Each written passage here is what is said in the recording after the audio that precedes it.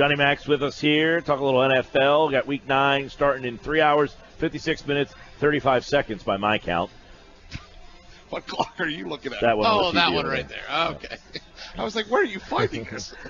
John. Top left corner. Top left corner, the biggest TV in the joint. That's right. Andrew Luck placed on injured reserve. He'll miss the rest of the season. And, I guess it's not a huge surprise. They're 2-6. They're playing this one kind of safe here. But what does this mean for the Colts and Andrew Luck moving forward? Well, it means they defrauded their customers, number one. But number two, I mean, we have to see how they feel about Andrew Luck moving forward. They can say whatever they want because, remember, he had the shoulder surgery in January. They were steadfast in saying he would be ready for Week 1. All of a sudden, that doesn't happen. He's on the PUP list. They say he'll be back. Started to practice earlier in October last month, had a setback, and now they're trying to pilfer Nate Sudfeld from the Eagles practice squad. So that tells you what kind of situation they're in as far as quarterbacks go. But look, they're going to have a top 10 pick in the draft, and if this is that serious and this is career threatening, you have to entertain taking a quarterback in moving forward. So I think you'll learn a lot about what the Colts really think of Andrew Luck's long-term health by what they do next April. Just to be clear, Chris Ballard, the new GM of the Colts, said they have not heard from one doctor that Luck's shoulder situation is career-ending. The biggest thing doctors have told them is to have patience with the rehab process, but I'm not insinuating that it's career-threatening, but isn't this the second surgery he's had for the same injury, and that maybe puts up some red flags? So patience might be tough to have right now. Yeah, and especially what they've said before. Now, Chris Ballard hasn't been there that entire time, so you can't throw that net completely on him. But the organization as a whole, as I mentioned, dating back to January when he underwent the surgery, and this time they're claiming it is going to be rest and rehab. It's not going to be a second surgery. But, again, they've basically lied to their season ticket holders and everybody else in that fan base when they went forward and said, he'll be back. At first, as I said, it was for Week 1. Then early in the season became the full 6 weeks on the PUP list, and now all of a sudden he's shut down. From a strategy standpoint, I think it's smart because they're not a contender. They're not going to be a contender. But as I said, from a marketing standpoint, it's a hurdle they've got to overcome, and they haven't told the truth for so long. That's where people kind of intimate, maybe this is more serious than anyone ever imagined, and it doesn't matter what the Colts say. You can't take them at their word right now. Can we take the Cleveland Browns at their word? What the heck has happened down there from Tuesday at 3:59 to precisely where we are? They're going to be in a Snickers commercial. Right now. Oh, yeah, we're not going anywhere for a while. I mean, give us the timeline of things that have happened to this organization, which is already the pot shot for every joke at the bottom of the NFL rung, to where we are right now. Well, you don't even have to go. Think about this day for the Cleveland Browns. Both Carson Wentz and Deshaun Watson are NFC and AFC Players of the Month, respectively. Those are the two main quarterbacks they didn't think were good enough to play for the Cleveland Browns, and they passed over in the NFL draft over the past 2 years. So you have that. Then you have the flub with the trade and A.J. McCarron. They can't sign the paperwork. And, hey, let's be honest, Sashi Brown and Paul DePodesta made enough trades to understand what they have to do to culminate a trade. So that is unforgivable, what they did. And then add into it, they're going to be paying Brock Osweiler about $1 million to play quarterback for the Denver Broncos against the Philadelphia Eagles this Sunday. Not the Broncos. The Broncos don't have to pay virtually nothing. They're the ones who are picking up the majority of the payrolls, about 15.2 of the 16 million Brock Osweiler's making this year. They are in a joke of an organization, and I firmly believe in continuity of this league, and I think one of the major issues for the Cleveland Browns as an organization dating back to their reboot in 1999 has been the lack of continuity. But there is no way you can look at Sashi Brown and Paul DePodesta and say you can move forward. You have to make a change from these two guys. The only question is, do you also fire Hugh Jackson? I would imagine you almost have to, because 1 in 23 is 1 in 23. It is what it is. Yeah, that's not a very good record, John, obviously. And a lot of people, thought he was a great fit for them. And it almost seems that lasted for a long time. Is he more the problem? Is the front office more the problem? I mean, is Hugh Jackson the right guy with the right front office, or are they just so far off the same page that it's now bringing him down as well? Well, I think it's more of the latter there. I think Hugh could be a competent coach. I don't know if he's going to be the answer, but look, they passed on, as I said, Carson Wentz, which is egregious, and then you pass on Deshaun Watson, you double down, and we haven't even brought up Mitch Trubisky because I'm not sold on him, Patrick Mahomes, Dak Prescott, because everybody passed on Dak a number of times, so I don't think that's fair. But it is fair to point out that they said Carson Wentz wasn't going to be a top 20 quarterback in this league. He already is, and they ping-pong just this year from Cody Kessler to Deshaun Kaiser to Brock Osweiler for about 3 days, back to Deshaun Kaiser to Kevin Hogan to Cody Kessler, back to Kaiser. They're a joke. There's no other way to frame it. And the one who said Carson Wentz wasn't a top 20 quarterback and never would be is Paul DePodesta and Sashi Brown. So if we're up to Hugh Jackson, certainly, I don't know how he felt about Carson, but certainly Deshaun Watson would be there as their quarterback, and they'd be on a much better path. So if you're looking to dole out blame for this, Hugh's got to get in line behind a number of other people first. John McMullen's with us, of course, covers the league nationally. You can read his columns at 973ESPN.com. And, of course, locally he covers the Eagles for the website. How about tonight's matchup? I find it we were talking about this earlier, John. Pete and I were talking about McDermott.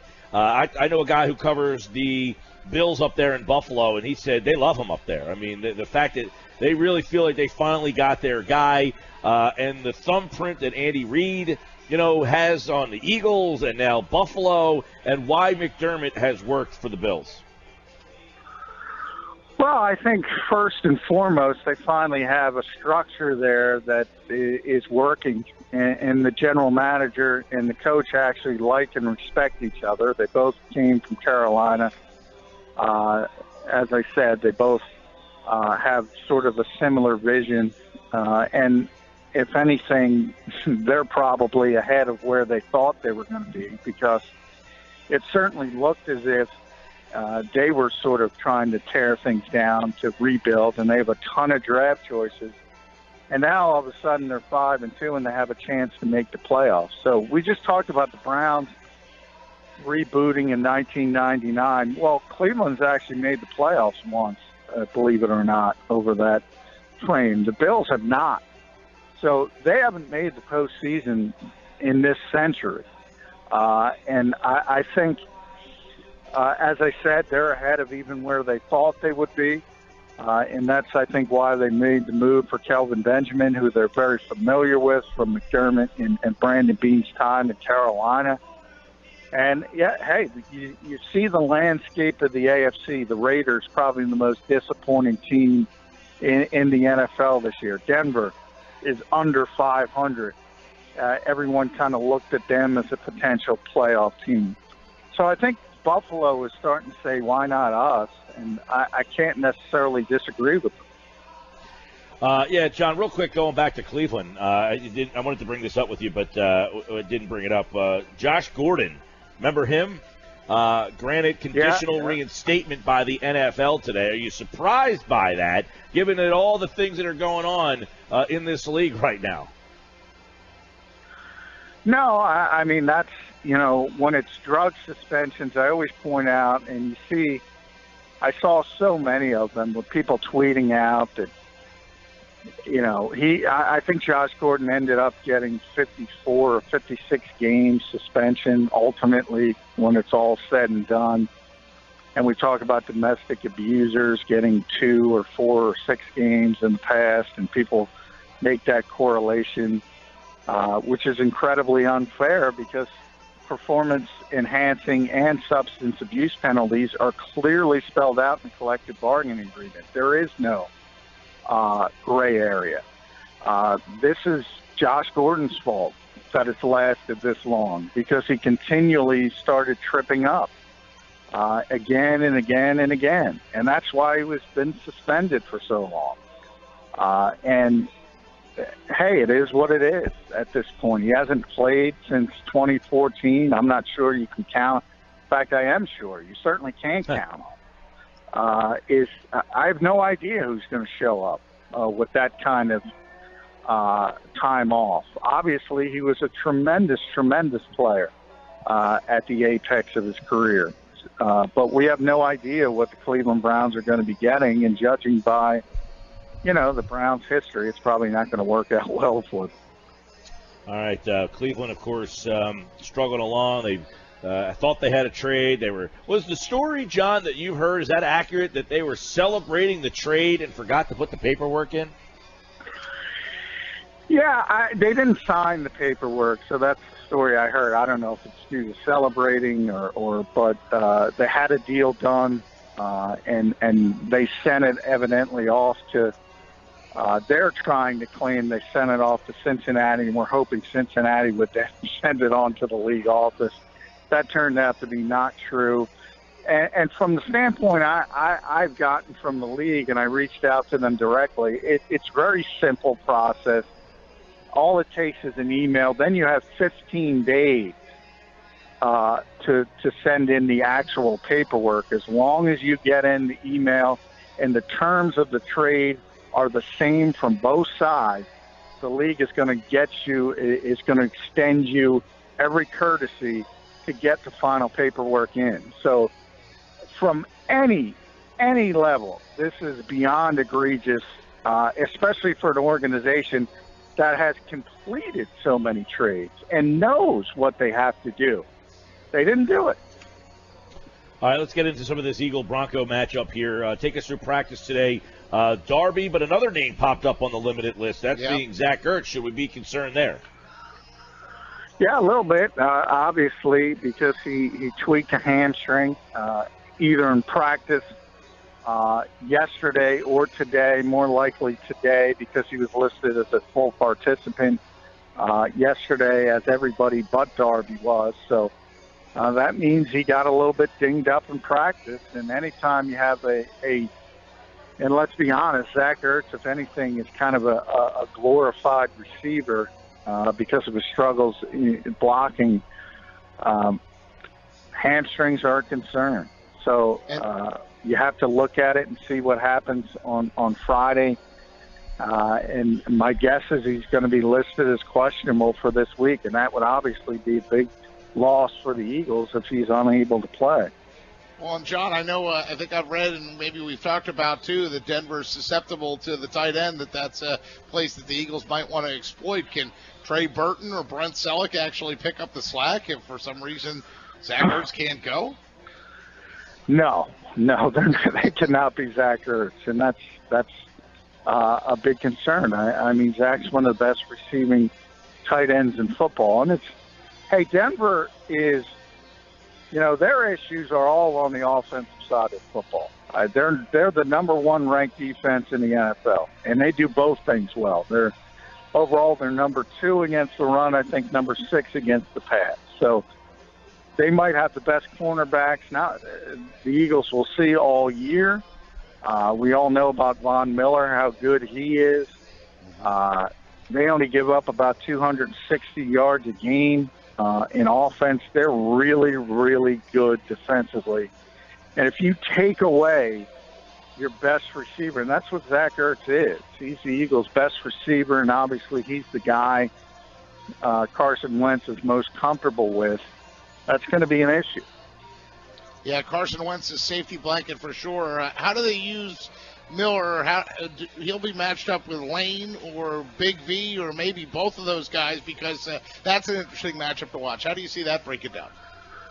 Yeah, typically Lane, typically Vaughn lines up on the left side of the defense, which would be to Lane Johnson's side. But Vance Joseph, when he talked to us yesterday, said there's a number of packages where they do move them around. So they're going to be smart about it. They realize Vaitais at left tackle, Jason Peters is out.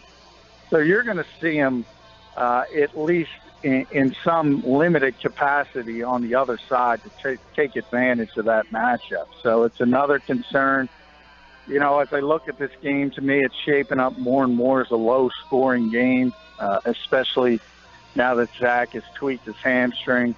It's just a really good defense, and it's going to be tough for the Eagles to deal with, and it's tough for everybody to deal with when they play the Denver Broncos. The good news is, I don't know how the Broncos offense moves the ball at all against the Eagles defense. So that's the good part of this. Yeah, before we really, tomorrow we'll really dive into this matchup a lot more. Just dipping our toe in the water now. What would the initial concern be from Jim Schwartz? If he's looking at Denver right now, where is the area that he's worked? Like they popped the tape in on this Denver offense. What is Jim Schwartz telling his defense this week? Definitely the run game. They at times can be effective running it. And he mentioned Anderson specifically as a guy who can get rolling. It's tough. I mean, Jim's been around long enough that he'll talk up who's ever out there, Trevor Siemian or Brock Osweiler. It's going to be Brock, obviously. But, he's not that concerned about Brock Osweiler. Nor should he be. And this is one of those, weeks where you have to kind of, I always say, play the role of Lou Holtz, because Lou was always famous for talking about whoever he was playing, whether it was Alabama or the Little Sisters of the Poor. He would make them seem like they were the 85 Bears. So, I think that's a lot of what's going on with Jim Schwartz this week, because those quarterbacks are an issue for the Broncos. Sports Bash here on 97.3. John, do you think that Ajayi will go? How much did he do today in practice? Well, he was a full participant, as everybody was, but Zach Ertz and Ronald Darby. So it depends on how quickly he can pick things up, and if the Eagles want to put in a limited package for him, I would imagine they traded for him for a reason, and they want to get him on the field as quickly as possible. He's a talented guy, so I do think he'll play. I think there'll be a limited package for him to get him the football as a runner. And then you get to the bye week and hopefully ramp up things from there. I can't imagine he's going to touch it 20, 25 times. But crazier things have happened. If he gets rolling and all of a sudden you see a 25, 30-yard run, you never say never. But I just mentioned, I mean, Denver is second in the NFL against the run, first in total defense. So this is probably not the best week for anybody to get rolling on the offensive side of football.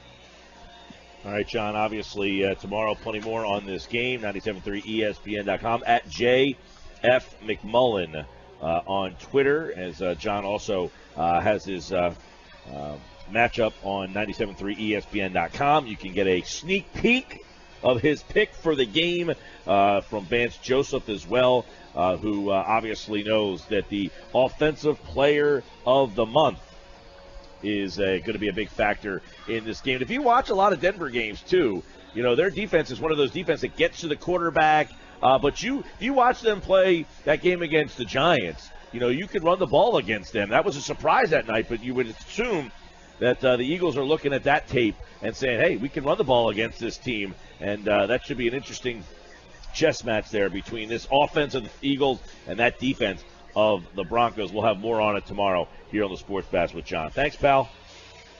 Hey, thank you, guys.